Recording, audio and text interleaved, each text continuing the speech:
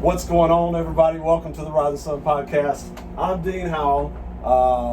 Hey man, so I want to be real clear about this since I am in uniform, and so is my guest today. The views expressed in this podcast, or those of the speakers alone, do not reflect the views of the United States Navy, the Department of Defense, or any of its components. I said it. All right. Hey, man, super stoked. So kind of a special edition. I'm here with an old shipmate and friend, Randy Hayes, Lieutenant Commander Randy Hayes. He's the commanding officer of USS Chief, home ported here in Sasebo, Japan. Down here in Sasebo and travel for work, and he invited me on board to throw down a podcast with him, man. So I'm pretty stoked. Anyway, so you'll read his bio and everything in the episode description. But welcome to the podcast. Randy, what's up, man? Oh, thanks, Dean. Thanks for coming on board, Chief. I've known you for 5 or 6 years now, so it's good to see that you are still in Japan and that I'm still in Japan. Yeah. Happy to be here. Yeah, dude. So, man, I always kick the podcast off this way. So, I know a little bit about you, and typically I will know a little bit about my guests, but like, what's the Randy Hayes origin story? Like, I know you're a pretty interesting fucking dude, man. Like, kind of the most interesting man in the world. You race BMWs and shit. Yeah.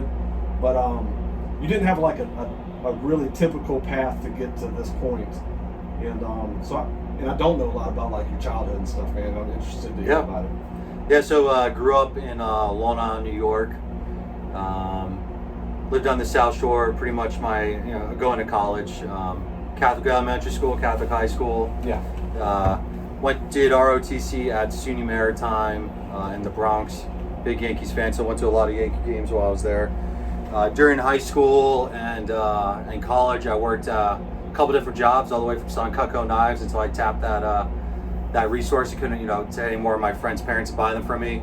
Worked at Hollister, selling T-shirts and whatnot. Brooks Brothers as a sales associate. Yeah. And then what I really enjoyed doing the most was working on fishing boats out of Freeport, Long Island, either deckhand, bait and hooks for fluke and stripers, and then all the way up to getting a 100-ton master's license and then driving these boats around, party boats, college parties, weddings or whatnot, including the fishing charters down there, which was a lot of fun. Yeah. After college, went to San Diego, first Divo tour on the Mobile Bay, 2 deployments to the Middle East. Kind of got over that real quick. I was like, I'm gonna go check out Japan. 2013, showed up to Antietam right after the home port shifted with the Calpins. Yeah. Was a navigator, weapons officer. Did a lot of cool stuff underway there. Yeah. Went back for shore duty, Navy Post Graduate School, got my master's in Homeland Security and Defense counterterrorism. And then while I was there, since I was no longer on the ship, I started doing a lot of time trials locally. All the trats in California. My favorite one, Laguna Seca, if anyone's ever done it. Probably about 700 laps there. Done all 9 trats in California, and then Las Vegas Speedway, and one in Nevada, which I can't think of right now. Yeah. Went to department school, and then came right back out to McCampbell, where I met you as the ops. Did 20 months there. Basically all of it underway. Basically all of it underway. Yeah. Probably the most underway I've been on a ship, and that's saying a lot. A lot of cool stuff happened on McCampbell. Then COVID broke out. Yep. So then here I am on a year-long pipeline, going from hotel to hotel in the States before coming back in March or February of 2021, where I took over as SWO, now CEO of Chief. Yeah. Married to Jen. She's a SWO Nuke. We met in department ed school. I proposed to her at a bar in the Haunch on FaceTime with my buddy Brad and my homeboy Hero. Yeah. On a Tuesday. She said, hey, she was back in Norfolk Tuesday morning. I think it was Tuesday or Wednesday night for me. She's like, call me, make sure you're good with it in the morning. I was. 6 months later, or 8 months later, we ended up getting married. I did zero planning for it. We were both underway. We left from the Philippines, I believe. Actually, I was in PI. Oh, Cap said, yeah, you're going to your wedding because we got extended. Flew over. Saw Jen, gave her an engagement ring. 2 days later, we were married. Yeah. And then we finally started living with each other. She went back to Spain, went to the Reagan as the reactor training assistant. I was down here as the SOCO, and then we finally moved in with each other this past January. So, from first 3.5 years married, I'm called geo-batching or whatnot. So a lot of airlines, a lot of miles where we go fly to each other. And then got a dog, and now I'm here. What's the dog's name? So the dog's name, Golden Retriever, his name is Yoko. So that's who we were. His name is Yoko? Yeah, well, female, so Yoko. And then Okay. the Japanese thought it was after Yoko Ono? Yoko Ono, and then we tell them it's Yokosuka, and they're like, oh, okay. But yeah, Yoko-Chan, right now she's about 6 months old, 40-pound Golden Retriever. Nice. And then we got 2 cats back in the States that we found in a dumpster during COVID in Spain. Yeah. A mother and 4 or 5 of her kids. We kept the mother and her son that my old captain, Allison Christie, is now currently watching. Really? And has been for the last 2 years. Allison has them? Yeah, Allison has the cats, badass, and then man. we'll pick them back up when we go to DC in the fall. Yeah. Yeah, I was talking to her not too long ago. I wish I was in DC for only like 3 days recently, and so I didn't reach out, and I felt kind of shitty. But it was like bang, bang, and so I didn't have a chance to reach out to her. But they've had a real interesting kind of married life as well. Yeah. You know, both SWOs and just months and months and months apart, man. Like, it's hard life. So here you are back in Sasebo Vegas. Las Vegas. You got about, I don't know, what, 3 months? Got 86 days left 86 right now. days? As No long one's as I said, counting. yeah, no one's counting. But yeah, 86 days left after being out here for 5 years. Yeah. And then head over to OpNav in Washington D.C. at the Pentagon. I know, man. Hey, I got a question about S.U.N.Y Maritime Academy. Mm-hmm. So that's definitely like a non-traditional path to the Navy. Like, what was your kind of inspiration to go that route? I guess? So for S.U.N.Y Maritime, be straight with you, right? I mean, don't let anyone tell you can't do anything, I guess, in the military, because my first SAT scores were 920, and I didn't even meet the minimum requirements for a ROTC scholarship. So fast forward, I was like, all right, well, I'm going to go ROTC, and then for S.U.N.Y Maritime, just being on the water all the time, and then, all right, working the boats on the weekends. I enjoyed it, especially for the underway opportunities to go, say, work on a license and still keep working the water on Long Island. But yeah, you go there. It's one of 5 maritime schools that you get your merchant license from, either a topsider or your mate's license or your engineering license. And so S.U.N.Y Maritime was one of them. And you look out the campus, you're looking right downtown the city. Yeah. It's super nice. So yeah, my friend, man, Richie Ferris. Richie, if you listen to this, man, shout out. So he was an MA3 in the squadron. Love this kid. So in the squadron, we always have like a gi dunk, and typically it's like sliders and dogs and like just some bullshit food, and so that like maintainers, man, like they don't. It's not like in the service community where it's like we will feed them. Like Airedale's pretty much like, hey bro, like make sure you get something to eat, but you're doing 12 on 12 off, and so but we always had a gi dunk. Richie was an MA and he was getting out pretty soon, maybe 8 months left. And so like we pulled him out of security. Said, all right, dude, like good deal for you, run the gi dunk. Well, Richie wanted to go to Culinary Institute of America. Okay. So let me tell you something, man. For like 6 months that he was in the gi dunk, bro, it was like chicken Legit. parm. Like we were eating good. Yeah. And then he did what he said he was going to do. He got out, went to Culinary Institute of America in New York, and then for about 5 years was in like the New York City chef scene, and like tore it up. Man. That's good. And so he hit me up and he was like, hey bro, he's like I miss it. I was like, yeah, I don't know, man, I don't know if they're gonna let you back in, bro. You know what I'm saying? And he was like, I miss it so much. And so we talked, and he's a friend and I mentor him, and he ended up going to S.U.N.Y. Okay. Recently finished everything, and he's, I don't know kind of what it is, but he's like on the officer track, like to be like a ship's master someday. So I guess he's kind of like their version of a JO. Yep. And he loves it, man. That's awesome. He absolutely loves it. He's done some overseas rides already, and I think he's doing some more kind of like intercoastal stuff right now. Yeah. Man, he absolutely loves it. He's back at sea. He just had a baby, and so like, do you think that's?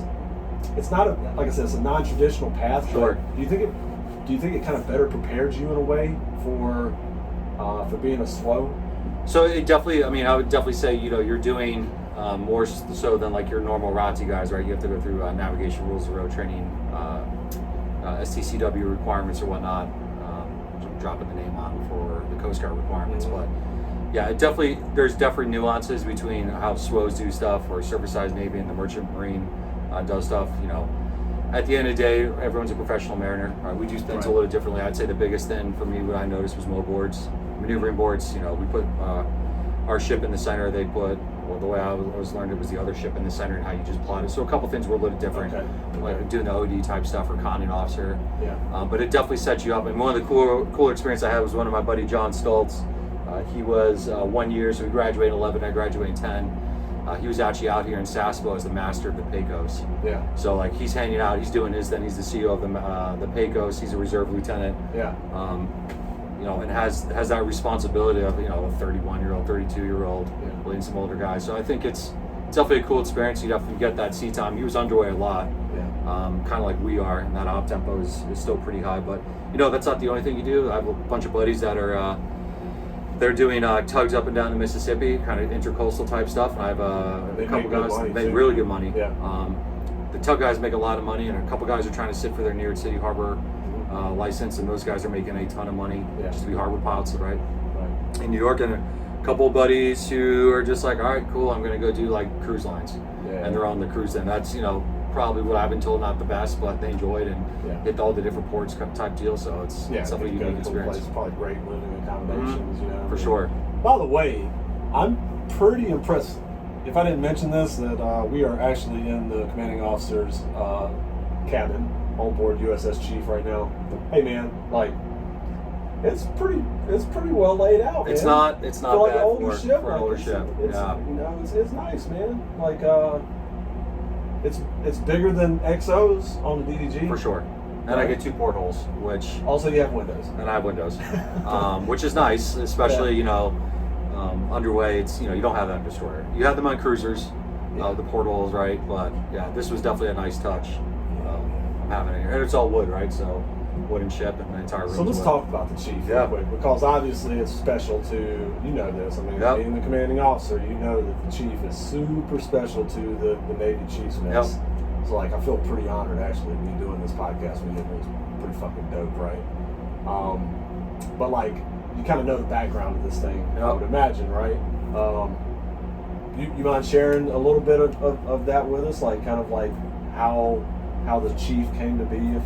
So second Chief in its name. Actually, here, if we do this, I have this little welcome board then, so I don't mess the dates up, because some of them kind of get a little crazy. But ship's been around since 94 when it was commissioned. I am the 45th commanding officer. So back in the day, it used to be a blue and gold team or cruise, right? So they'd be cruise, and all those COs always swap. Oh wow! We're on a one ship, kind of one crew. We're not doing the crew swaps, but 30 years, 45th CO, 224 feet long, one of 8 Avenger class minesweepers that are still in service. So 4 in Sasebo, Japan, then the other 4 in Bahrain.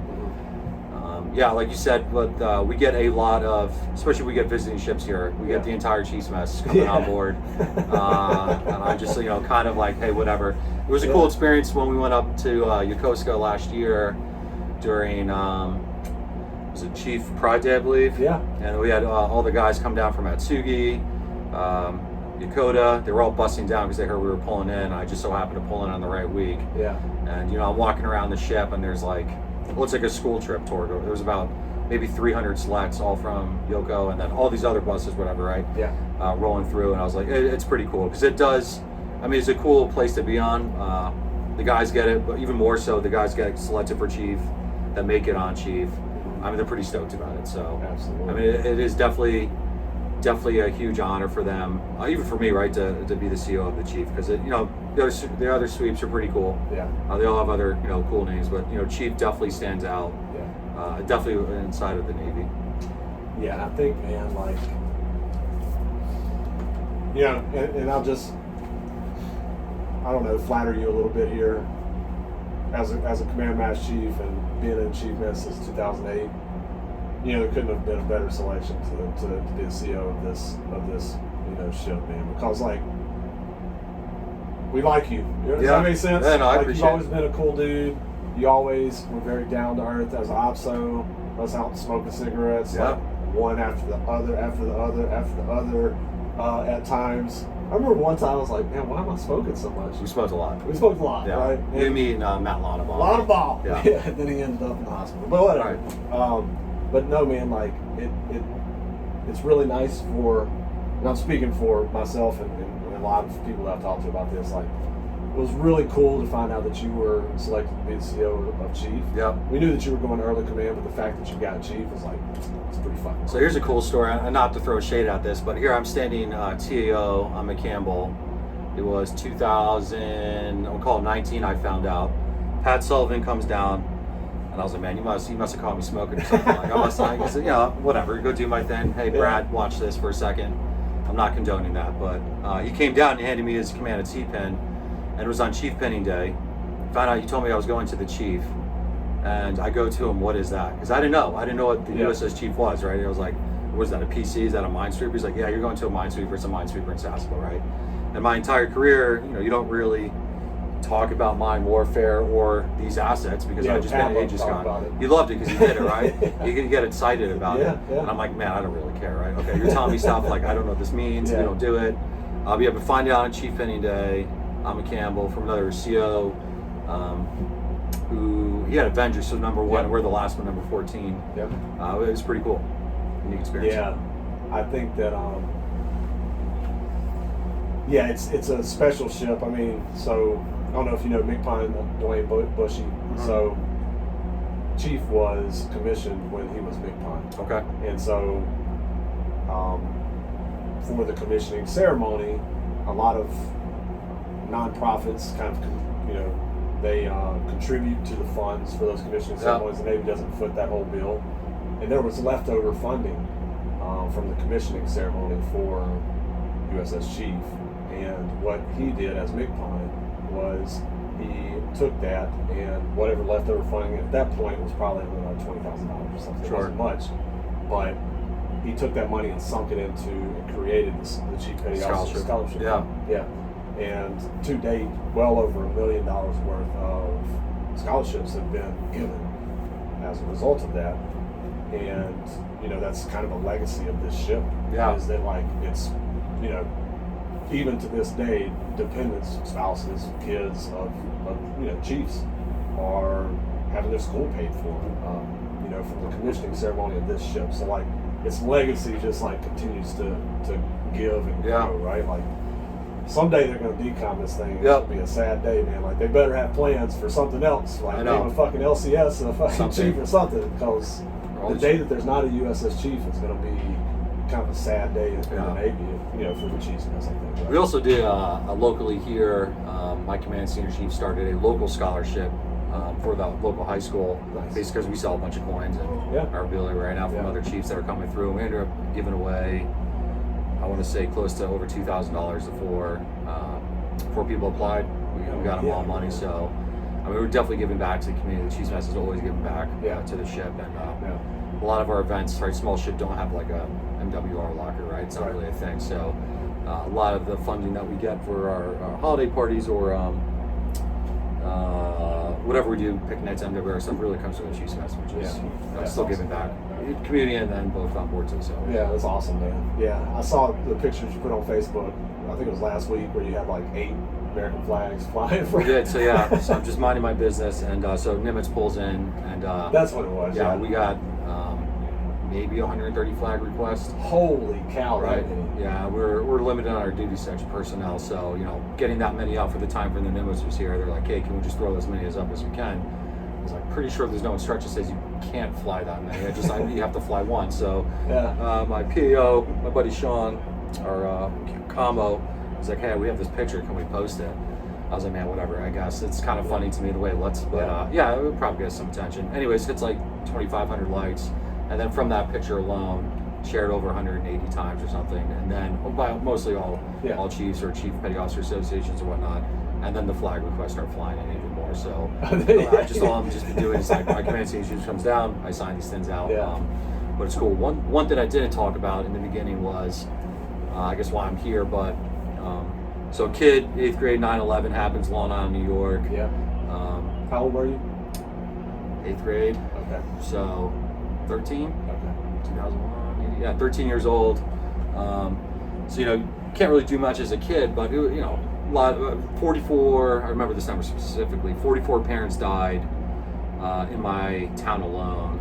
A couple in my grade, you know, still going to high school, you still have these fallouts from it. And so I joined something called like Sea Cadets, whatever, and, you know, I found this program.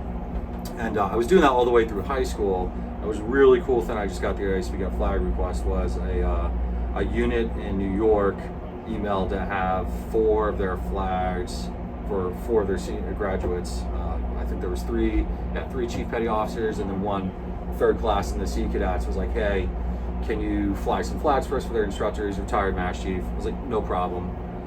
Fly some flags for them. So we did that. And I wrote them a note like, hey, actually I did that program. I was in New York. The division's no longer there, but I think it's migrated to something else. And it was cool to see these same guys, what I was doing, honestly, about 18 years ago, 17 years ago, I wrote them a note, game of coin type deal, just to kind of pay back forward, because it was like, you know, I haven't really thought about that program in a while, but that was a pretty good program with the mentorships. Yeah. Navy chiefs at that time were running it, or I had actually a W5 warrant from the Army. I think it was a Pathfinder. Yeah. I was running it. So yeah, positive influence. But it was cool to get back in that sense now as the CO. Yeah. Out of something random, this guy's like, hey, can you fly some flags based off that flag picture? Right. That's cool, man. Yeah, let's talk about 9/11, man. Yeah. Like, you know, it always hits different for guys that are from New York. Mm-hmm. You know, for me, I was in boot camp. I came in a little bit late. I was 21 when I joined, and no kidding, like, we were done basically. We just hadn't graduated yet. We were in that like 3-day holding period where we're just kind of sitting around like polishing our boots and shit. Yeah. And I remember one of our guys walked in. He had been at dental, and we were just all sitting around fucking off. He walks in, he's like, yo, it's like a fucking plane just hit the World Trade Center. You know, it was right. Yeah. We're so disconnected there. Like, man, what the fuck are you talking about? It's like, I swear to God, man, I was at dental. It was on the news. I'm like, oh shit. And in my mind, it was like a Cessna Right. went awry, and like, oh man, that's terrible, right? And then in walks the RDC, right? I remember seeing Chief Morrison, right? He's an old motherfucker, mustache, he smoked fucking pack. He's talking about fucking fat girls and stuff. But anyways, he walks in and he tells us to abandon the ship, which means we push all the racks, you know, outboard in the compartment. And he has a VHS tape, right? And he had recorded the news. And he brought it in. He said, everybody sit down. Put it in, push play. And it was the news feed from CNN or whatever. And it showed the first one and then the second one, right?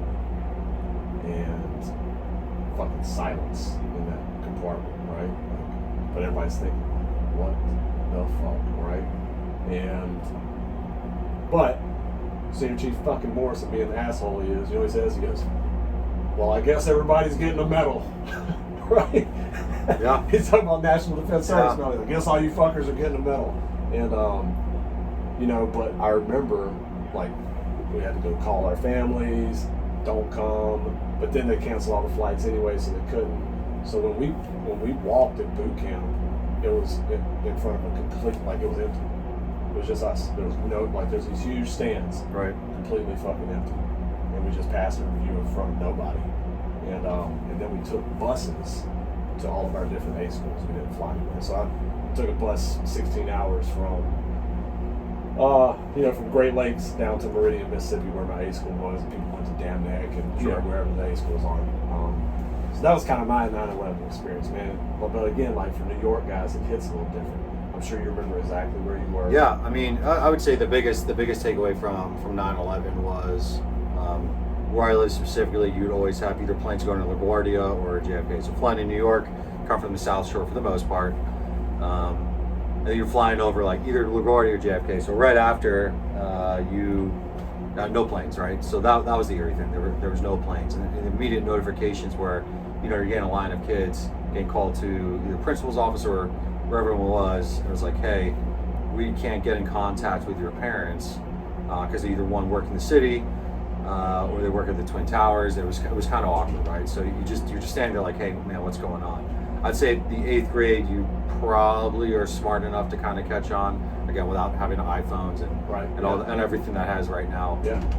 What younger generation would have per se, but they could probably get quicker access to it. So you're still trying to figure it out. But it was definitely a very eerie moment in New York.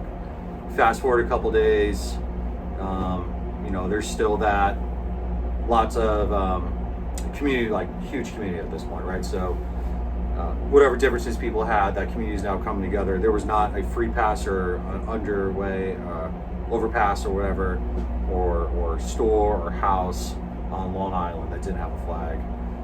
There wasn't, you know, no church or synagogue or community center that wasn't full of people, and the amount of volunteers that were going out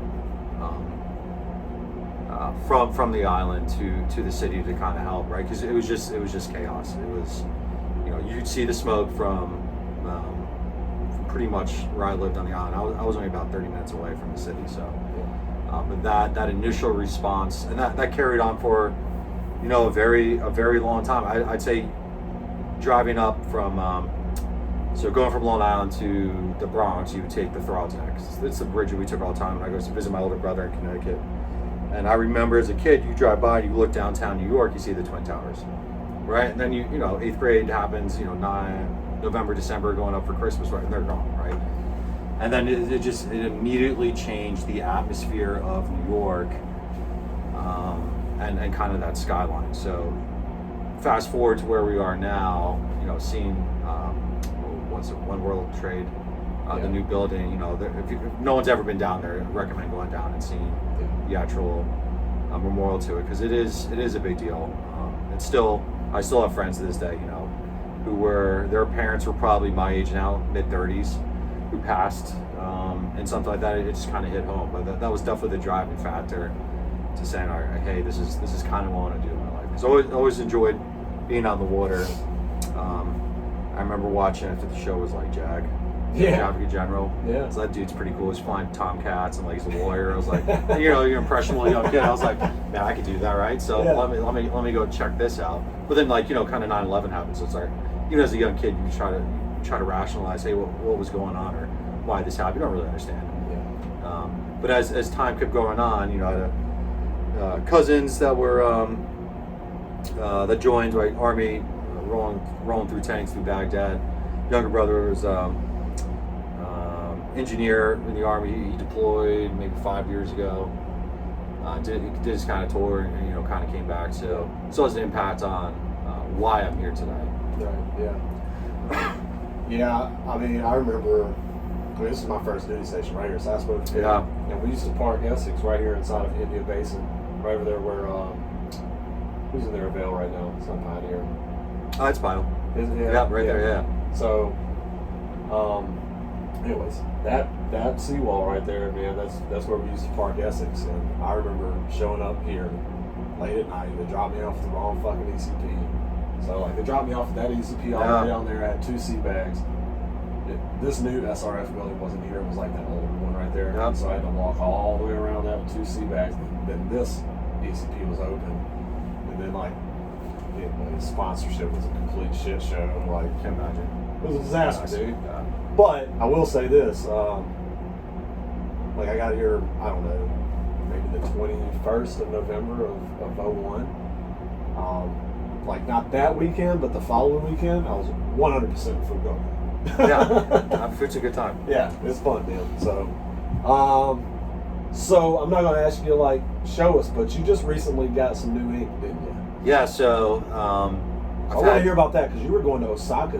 Osaka, right? yeah. So my tattoo artist, his family goes all the way back to the 1600s to the Edo period, and I've read about this guy for, I don't know, 10 years maybe. Just been following him.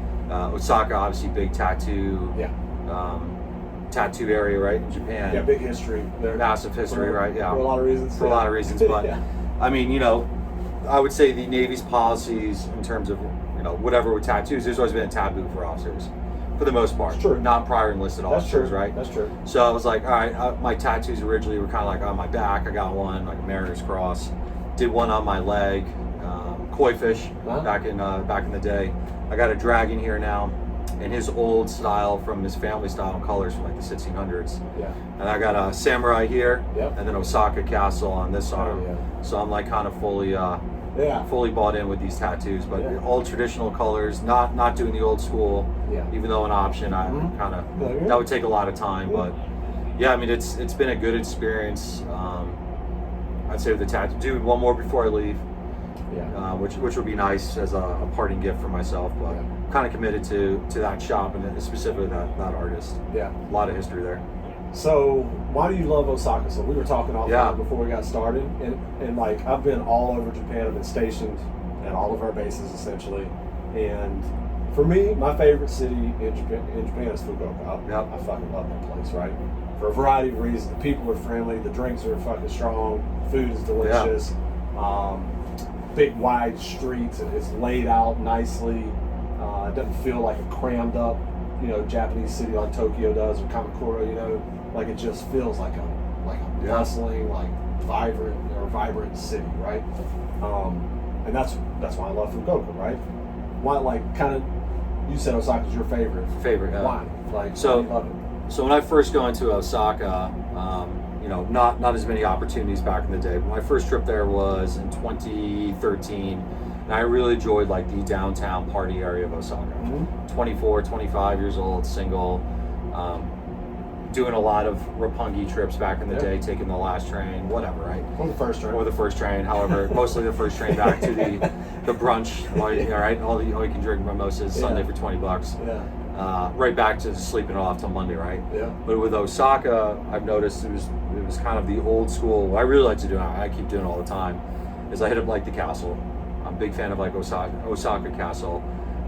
I'm a big fan of the octopus balls, takoyaki, right? Yeah. And that's a huge thing in Osaka. But like kind of with you, like the drinks and whatnot. I mean, it is just a bustling, massive amount of people. Yeah. And then I find these subsects and these smaller restaurants. Every time I go, I switch it up. There's a couple things I do kind of the same. It's like flying on a Friday, get tattooed Saturday, get a couple drinks at the hub, Yeah. right? Just get right around the corner, and then go find a izakaya or just go out. Yeah. And it's just a lot of good people. This past summer, when the COVID restrictions were kind of lifted throughout Japan, Osaka kind of pulling off, honestly, quicker than most. Yeah. I met a lot of local Japanese, but also a lot of dudes from like overseas. So my boy Luca, he's a French basketball player. Yeah. Like met him at this izakaya, Yeah. this bar. Moved out with Jen, Yeah. and we're just hanging out, partying, whatnot, walking around. I'm still friends to him. 8 months later, 9 months later, keep in touch with him. And it was a good spot where a lot of English speaking in Osaka. And that's Japanese is good enough to get around, but Yeah. these areas It's nice to have like conversation. Fukuoka, Yokohama, Tokyo, Yeah. whatever, Osaka, they're all pretty good. What I Yeah. like about Osaka is you go to Osaka, kind of have that party, and then hop on the Shinkansen, go 40 minutes and you're in Kyoto, Yeah. and now you're very traditional, old school Japanese. Yeah. Yeah. So you get your fun side. I'm not saying Kyoto's not, but Osaka's a little more Right. modern, I'd say, in that sense. With Yeah, party, more you go to raucous. Kyoto, Yeah. or you go to Kyoto, and that's you're in a what's it called? Yeah. Kimono, walking Kata, through, Yeah. walking through a temple or going up, all the torii gates and stuff. And Right. that's a lot of fun for me. Yeah. Jen and two of her girlfriends from grad school just did a 3-week trip around Japan. I mean, Nice. all over, and they were all saying like, "Hey, Osaka's pretty good." I would say up north, or north for me at this point now. Yeah. Yokohama specifically. Sakuragicho. Sakuragicho Yeah. is my favorite. I mean, Red Brick. Yep. I think they just put up a new. It's like a sky tram or yeah, whatever. So you can go straight from Sakuragi across to Minato Mirai. Like, right there. Straight across. That's awesome. Like Yeah. Red Brick, I love. You got the Bay Stars, which I'm a big fan of. You just go 2 more stops, right? I think past Chinatown. Yeah, Kanai. And then I'm very familiar with that area. yes. Also. What is the Baird Brewing, the pork place? You do the. I'm gonna be so mad if I can't say this name right now. Yeah. Anyways, but there's I mean, I love that area up there too. Yeah, man. I have not gotten to go to Osaka, and I just need to do it. I just need to do it. Just go. Just bring my wife with me, and just go party. So Osaka people are not. So across Japan, different places are known for different things, whether it's the food or like the culture, or in each place is kind of known for a variety of things. Osaka specifically, its people are known to be like the most kind of like lively and humorous people. 100%. Like they just like to have fun. They're very kind of like outgoing, and they like to play jokes on each other. And like in Tokyo, you know, people are very serious. I would even say Osaka's more of a melting point. It probably reminds me more of New York in a sense, right? So you got your different sectors and boroughs or whatever in New York. I mean, Osaka, you got your tattoo area where everyone's all tatted up, and across the street, guys are selling Bentleys and Mercedes and Porsches because now you're like on Fifth Avenue, right? Yeah. And you go to another area, and it's all big houses and temples. And you go to another one, it's just all different, right? All different groups of people. You just bounce around a couple streets, and you can kind of see that. Yeah. And I can get behind that. It probably reminds me the most of New York, I'd say, man. No kidding. Yeah. Yeah, I've never been to New York either. I mean, obviously, like what you hear or see in the news right now is not great about New York. Yeah. But if I go back, like, if I think back to like the 90s, you know what I mean? Like when it seemed to be a very safe place, it had a lot of appeal to me just because it seemed like such, again, like a bustling, just like the greatest city in the world. That's what people call it, right? Because there's a little bit of everything there, and it's so represented across cultures, but like everybody identified as New Yorkers. Yeah. Like I'm from New York, from the Bronx, but I'm from New York, right? And that's I mean, there's still some of that in the States, you know, but like I think New York's lost a little bit of its shine, unfortunately, and I'm sure it'll come back. It always does, right? But I don't know, man. Like another place I also need to go to. You know? But I get kind of stuck in my ways, man. Like I'm so happy just to go to Sakuragecho and like go to Izakaya. It's such an easy trip. Yeah, man, it's right Hop there. on the train, 30 minutes. It's right there. I can go eat. Like my wife and I went to Izakaya right there by Moore's. And it was super cheap. Like each of the places was like 400 yen. And I'm eating yakitori with like chicken heart. I'm eating, you know, whatever. I've got like a ben bitter, you know, big asahi. Yeah. And like, you know, we walk out for like 3,000 yen or something. And we just full belly, have a couple beers. Like that's. Can't do that in the States. No, man. I mean, we did sushi last night, and it cost Jen and I 2,200 yen. Yeah. So the exchange rate being 140, we'll call it right now 139 to 1, costs us about $15. It's crazy. And I mean, that's and it was good sushi. It's great. I mean, right? You're not. It's crazy. So it is nice to be out here, be able to experience all that for I'll call them affordable prices, and really just try something and enjoy it. So. You guys were just down, you were telling me about this offline too, so you guys were down at the White Beach Festival recently, right? How was that?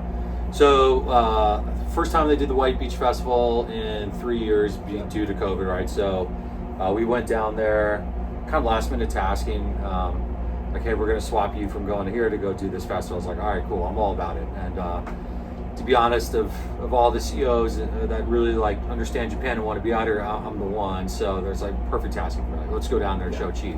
Yeah. Pulled in. We had did 2 press interviews, a bunch of dignitaries on board. We did 2 tours over 2 days. We had about 4,000 people. Local population, which was awesome. Because you just don't, just different, right? Mainland Japan is different than Okinawa. And then having, all those people come on board and see a minesweeper and hang out, our sales interact. It was a really cool experience. Yeah. The festival itself, I mean, it was White Beach, but it was the first time where I saw like beer tents and a car show and these dudes like on jetpacks in the water flying around. And the weather was gorgeous, right? So the time to go was not in the summer, and we went. I think we were down there in April, so it's not too humid yet. Nice breeze. It was perfect. It's perfect, and it was good for me, good for the crew. 80 degrees, not humid, still, super nice, right? Yeah, easy to pull in there. We enjoyed it. Yeah, and then we hit up. Everyone was pretty excited to go to Kadena. Oh yeah. It's like one of the best exchanges in massive. the world. Yeah. I mean, everyone's like walking back into a shopping mall. Yeah, pretty much. Right, which we just don't. You don't really have in Yoko, and you don't really have down here. So my sellers are just stoked to just go there and get like Panda Express. Yeah. Well, Kadena's fun too, man. I spent a lot of time in White Beach. So I tell people all the time, man, like, the first re-enlistment that I attended was at White Beach, right? Okay. And so you know, you've got the fishbowl right there, Yep. and then just out from it, you've got, you know, the little concrete pavilion things. Yep. And so at the time, PM2 Ray Gueron, Ray, if you listen to this, he's now PS Master Chief. Nice. It was his re-enlistment, man. And I remember, this must have been 2002, maybe 3, but probably 2002. And had a keg of beer out there, right? Did his re-enlistment, and then just had a good time, right? Yeah. Dude, I shit you not, we had a Catholic chaplain. We're about 2 hours into the party. We had the Catholic chaplain doing fucking keg stands. I was like, man, this is it. That's it. I love this. Like, where else am I going to get this experience? You know? Yeah. And like those, and you know, somebody's gonna listen to this and be like, oh, you're glamorizing drinking alcohol. Yeah, like I've cut down a lot myself even.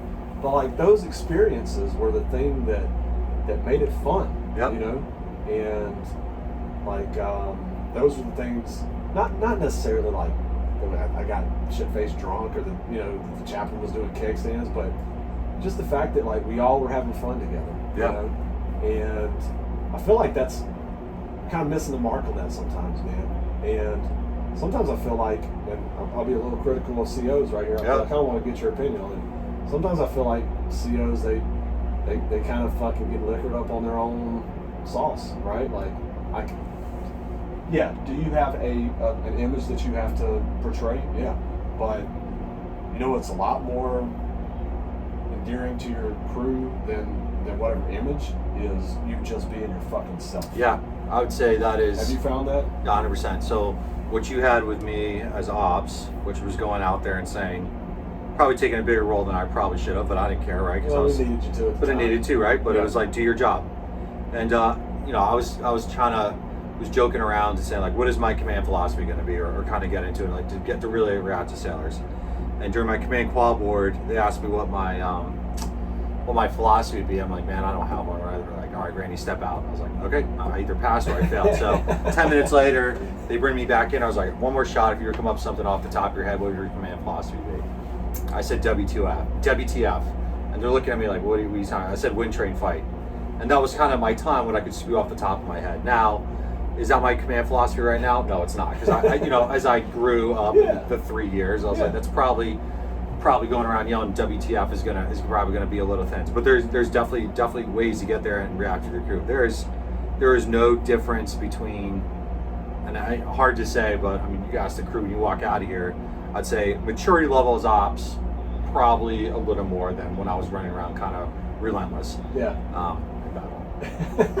I would say now you still get. I would talk to the E4 and the E3 the same as I talked to an O2, O3. Respect, to just be straight with them, right? The all hands calls, it's not a rah-rah. It's like, hey, this is what we need to do. This is how we get it done. Big thing that I've seen that's worked for me is, and I can do this because I'm on a smaller ship and I have a crew of 84, and it's easier for me to circulate around the crew. But we've broken up into quarterly focus groups where they just give me straight feedback, and we implement it, right? And it's good, right? And I'm not waiting for a DOT survey or some survey to come out a year later and tell me how I should have fit stuff in the past. It's real time, and especially on here. I mean, you guys will walk up here and sometimes like, all right, maybe you should tell your dev or your chief first before. Yeah. But that's the kind of the culture we have. It's like, it's an open, no problem, come out and do it. Yeah. I think any CEO can do it. There's a couple that have been on Instagram that have done very, very well with their crew, and you can tell they're not faking it. Yeah. For me, we have a softball team, not really into softball. However, our flag football team, the other 3 minesweepers all joined forces to make one team. Yeah. Chief had its own team. Yeah. Against all the other ships, and going out there and playing with these guys. Most of us got hurt. I mean, some were elbows, and one guy broke his shoulder or dislocated his elbow or whatever, right? Kind of a mess. But we were all out there, 14 of us. Yeah. And you got to figure that's not bad, and it's that tight crew doing stuff like that, right? Yeah. We go out and barbecue. We had a tournament one day, barbecue with the beers, but mostly it was just the camaraderie and just building it in a non-ship setting, and I think that's where you make your money, right? If you're true to it, and not everyone can do it, right? Everyone's at different points. It doesn't have to be a captain. It can even be, there's any department heads or chiefs or divisional type of leadership, I mean, you do that stuff with your division. 100%. And that's an easy win, and it costs you very little. Yeah. And when you do stuff like that, your crew can see it, right? It's not like, hey, everyone go out and do baseball or football. It's like actually go out and support. Yeah. You know, we were gapped on board here, a CFL, command fitness leader, right? And this is right after COVID, so you can imagine how the numbers were when the first, not great, right? Yeah. So culturally, it was, all right, well, no one wants to step up and do it, I'm doing it as the XO. So I was running the runs, we were doing the PFA and stuff, and then got my DC1, who, he's a beast, by the way. He surf pack, went up to the finalists and whatnot, and beast, right? Just got his EL letter as a DC man. Hell yeah. So this guy, he better make chief this year. Yeah. I just don't see how he does it. Anyways, he took over the program, and we set that culture, right? But the culture, I'd say, and that for you being real, I could say, hey, go out there and work out, but I can't look sloppy myself, and I got to go out there, right? That's the other thing. You say as I do, not as I say, or whatnot. Like, I'm out there every morning, except for usually Thursdays, but I'm out there, and there's like about 9 or 10 of us that go lifting or go work out in the morning, just to set that culture up. Just to say that, hey, you can say whatever you want behind a desk and never walk around the deck plates, but doing that does not buy you any credit.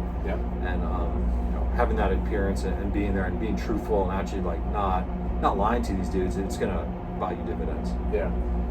So two things I want to kind of like highlight that you talked about. So the first one is that you are going to continue to grow. And so like the CMC, the person, the human being, the father, the husband that I am now in 2023, and the person that I was, the chief, the master chief, the CMC that I was in 2019, two different people, man. It doesn't seem like that long ago. It was, 3-4 years ago. But like, I have grown so much in that time, right? And so have you. And so like, I think that sometimes we underestimate our ability to grow in short periods of time. Like 6 months is a long time to really like change some things about yourself, to set yourself up for the next things. And like, I certainly have seen you grow. And growing doesn't mean that you're outgrowing, right? So like, just because you're growing as a person doesn't mean you're outgrowing those good traits about yourself, like authenticity, which is really kind of the root of what you were talking about, is that I believe the most enduring trait for any leader is authenticity. I truly believe that. Because, and especially these days, more so than when we were young. Because these sailors are Gen Z and like they're my oldest daughter's age, which is 19. And I'll tell you that these kids, these young sailors, and like the ones that are going to be coming over the next 3, 4, 5, 6 years, they are so quick at discerning truth. They know bullshit like immediately.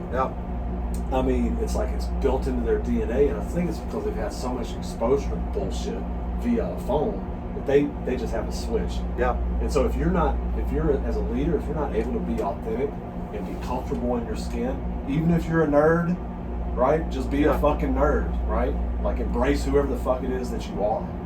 And like your people, your sailors, whoever it is, Navy, doesn't matter, right?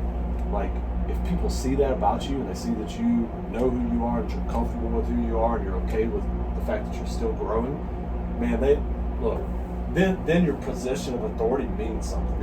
It's like, oh, well, I'm supposed to follow this guy. Also, I want to follow him because I believe you, right? You know what I mean? I mean, I'd say the biggest thing I came on board, so being a diesel ship, my first week on board as the XO, I went down to the engineering space. I was like MN2, EN3. I don't know anything about diesels minus from what I learned at Newport and at Book.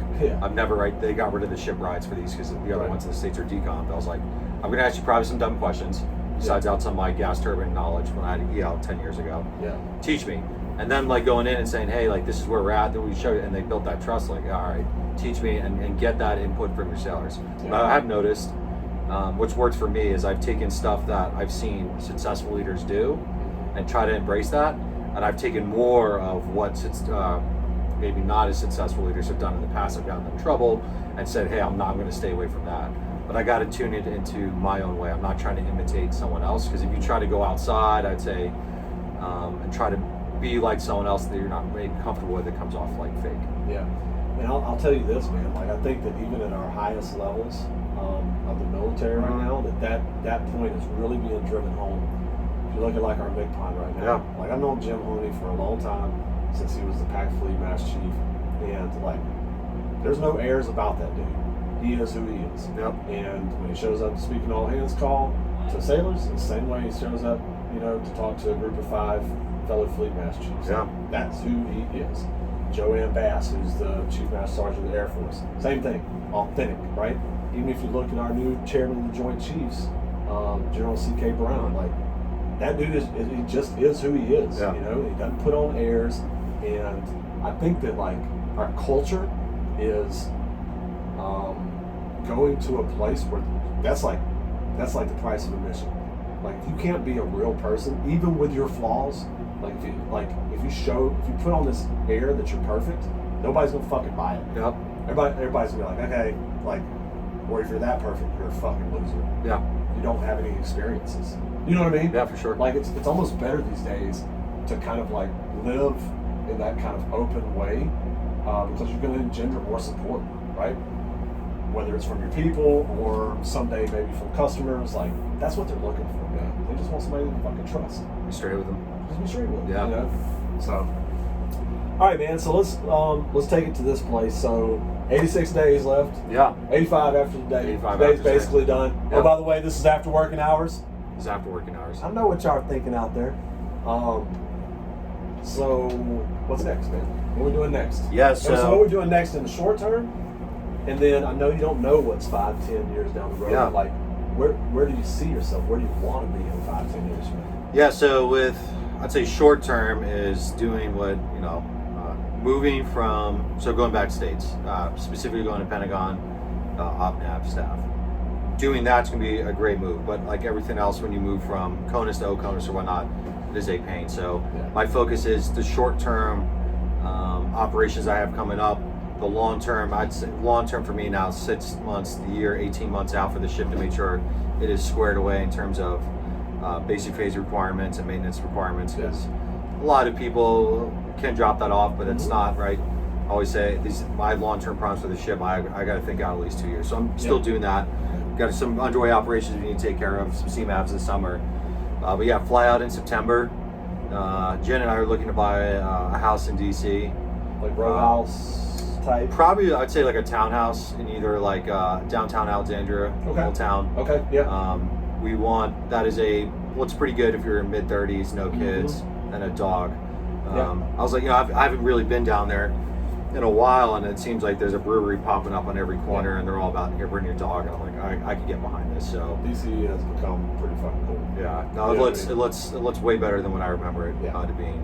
So, you know, buy a house down there, and then, you know, I'll do either 18 months to 2 years in DC, then, you know, right back into the XOCO pipeline. I'd say right now priorities, top 2, not swaying one or the other. Probably go back to Yokosuka on a DDG or San Diego on a West DDG. Coast, West Coast. I will never go any further east than San Diego, if that makes sense. Right? I mean, I don't know if this is far east or whatever, but I'm content with the San Diego. I do like going back though. Give myself a break, right, and Gen 2, right, just to split up the reset yourself in the States, right. Stints have definitely changed since I last lived there in 2018.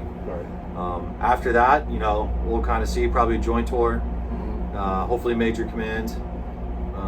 Probably, if it was up to me, I'd probably try to ride that ship over like a des round per se, but I'd be happy with either one. And then kind of go from there. Yeah, man. I mean, I think the world's yours, dude. You know, just you've got it, right? So you ever read? There's a book called The Right Stuff.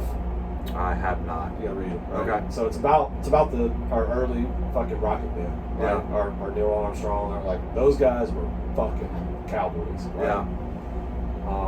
But they talk about them, you know, it's kind of cliche, right? And you're talking about like the right stuff, right? But like that was a term that talked about people that just had the right stuff, that they were going to, like, you know, get to the next level. And you know, my assessment for what it's worth is that you've got that, man. So I think that whatever you want to do, you know, just do it. I appreciate it. And anyways, okay, man. I've really enjoyed this. This was fun. I appreciate it. Yeah. Ask you this, man. Any parting shots? Like anything you just want to put out there as like the Randy Hayes, like words to wise, or like, and if not, that's okay. Just anything? Yeah, man. I'd say for anyone that hasn't traveled, I look back. I have family that mostly first person in my family to go Navy, but I've had generational Army, every war, whatnot. And I look back and I say, hey, I could be on Long Island in the same town, doing the same thing, like hopping on the train, going to the city, working a 9 to 5, making money. That's cool and all. I would anyone that's listening to this and hasn't traveled outside or hasn't been overseas, I'd recommend if you want to do it. When I came out to Japan, I knew nothing about Japan. I dropped off the bus on base with my sea bag with nothing out here for my first 30 days. I'm like, man, what did I just do? Best thing I ever did was break away from my social or customary norms to come experience something different that a lot of people don't get the opportunity to do. Yeah. So whether it's Japan, my wife, she did 2 years in Spain. Get out of your and for anyone, right, your comfort zones, and just go explore. There's too much to see out there, and every day I go out and go try something new, and it's been pretty dope.